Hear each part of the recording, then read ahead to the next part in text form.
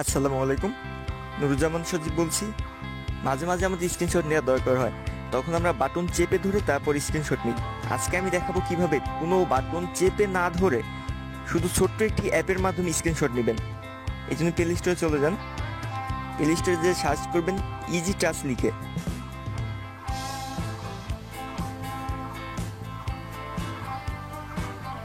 তো সার্চ করার পরে দেখেন এই যে এই অ্যাপটা, যেটা রেটিং 4.5, ডাউনলোড হচ্ছে 10 মিলিয়ন।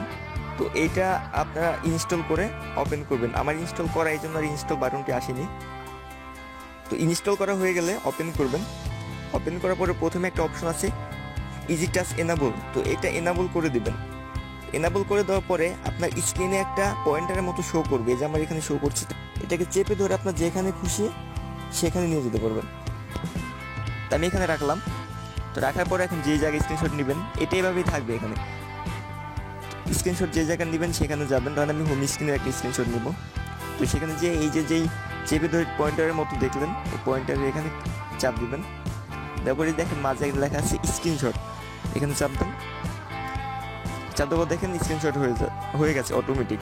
আমার কোনো বাটন কোনো চাপ দিতে হয় নাই, শুধু এই অ্যাপটির মাধ্যমে স্ক্রিনশটটা হয়ে গেল। তো ধন্যবাদ টিউটোরিয়ালটি দেখার জন্য। যদি ভালো লাগে তাহলে অবশ্যই লাইক দিবেন, শেয়ার করবেন এবং অবশ্যই আমার চ্যানেলটি সাবস্ক্রাইব করবেন।